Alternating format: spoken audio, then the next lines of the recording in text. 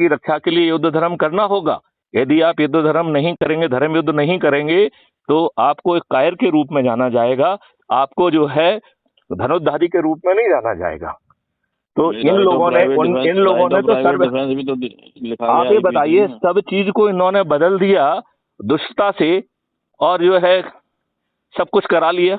और देखो, ये तो वो अंग्रेज हैं जो लोगों को टाइटल बांधते थे, तो उन्होंने महात्मा गांधी को पैम्पर किया क्योंकि उसके सहारे उनकी सत्ता चल रही थी। यदि इस दलाल मेरी नजर में तो he was trout of Britishers. मैं आपकी बात से 200% इत्तेफाक रखता हूं। बहुत सारे लोगों को इस स्टेटमेंट से बहुत खुजली होगी, लेकिन ये सच्चाई के बहुत नजदीक है, सच्चाई के बहुत नजदीक है। यदि संभवतः वो जो है, जब भी उनको जो है ना गलत समय पे ब्रेक लगाना होता था, वो ब्रेक ना लगाते तो शायद हमें आजादी बहुत पहले मिल गई होती। और उस समय के जो प्राइम मिनिस्टर थे लॉर्ड एटली, उन्होंने बहुत स्पष्ट ढंग से इस बात से कहा है कि उनके भारत को आजाद करने के वाले निर्णय में गांधी और नेहरू का बहुत ही कम योगदान है, वो ना के बराबर है।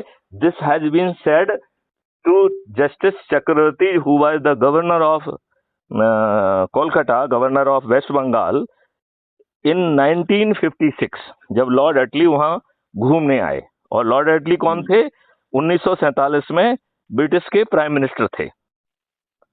तो जब उनसे पूछा गया कि आपने भारत को आजाद क्यों किया, जब आपको जो है ऑलरेडी द्वितीय विश्व युद्ध में सफलता मिल चुकी थी, कांग्रेस निष्क्रिय पड़ी हुई थी, बापू और नेहरू दोनों गिरफ्तारी से बेहद डर रहे थे, और ये उन्होंने बहुत सारी जगह पे इस बात को खुल्लम खुल्ला इजहार किया है। वैसी परिस्थितियों में आपने क्यों आजादी दी? क्या is it because of the Gandhi and Nehru? जिसमें लॉर्ड एटली ने बड़े स्पष्ट ढंग से कहा है, नहीं, not at all, if there is any role it is minimal, ना के बराबर है। और आप ये बताइए, हर गलत समय पे जो है ना इस व्यक्ति ने ब्रेक लगाया है। जहां पे आपको जो है सफलता मिल सकती थी, वहां पे इसने ब्रेक लगा दिया। हाँ, सुभाष चंद्र बोस, आप बताइए 1939 में वो चयनित हुए थे। आप कितने एंटी डेमोक्रेटिक व्यक्ति हैं कि एक चुने हुए व्यक्ति को जो है ना काम नहीं करने देना चाहते हैं, जिसके आप सदस्य भी नहीं हैं। आपको मालूम है, Gandhi ji was not a member of Congress.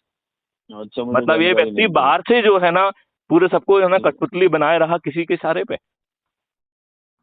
Sardar Patel को नहीं प्राइम मिनिस्टर बनने दिया उसने, तो वो भी एंटी डेमोक्रेटिक है।